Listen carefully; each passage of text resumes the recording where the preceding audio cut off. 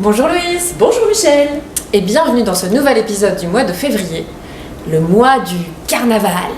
Ah non, mais le mois de février, mois du carnaval, t'as pas d'autres références? Le déguisement, c'est pour les gamins. Bon bienvenue dans Télécanard. La seule chaîne qui ne vous prend pas pour des... Coin.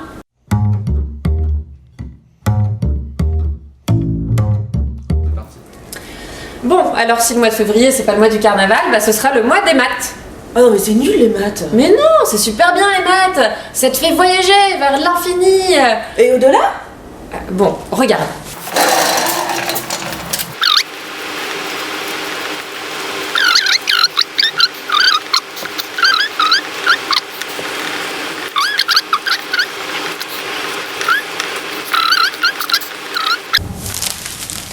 Voilà. Ah ouais.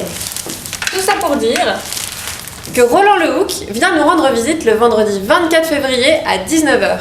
Pour nous parler de géométrie, de voyage dans l'espace et dans le temps, illustré avec le film Interstellar. Ah mais oui, c'était lui qui était venu l'année dernière pour nous parler de la physique dans Star Wars. Oui, et nous avait expliqué que pour alimenter en électricité un sabre laser, il fallait une centrale nucléaire entière.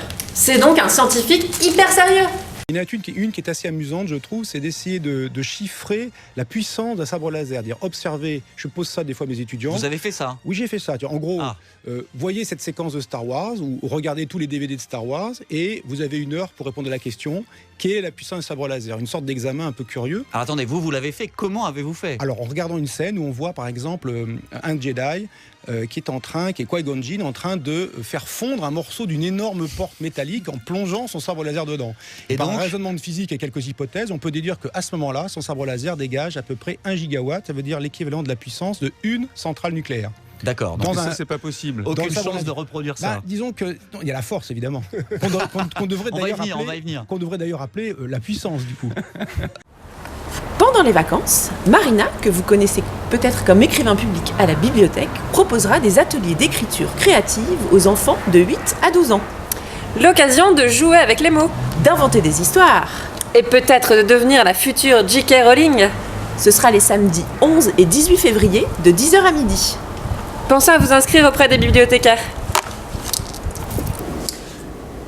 Et sinon, comme d'habitude, Le café de Louise, le goûter des pingouins grouillants, le goûter des ados, les Wonder Cruddy, le café blabla, les jeux vidéo, dont vous pourrez retrouver les dates là ou dans la newsletter que vous avez reçue.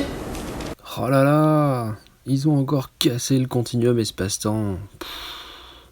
Bon, en attendant, portez-vous bien et n'oubliez pas que...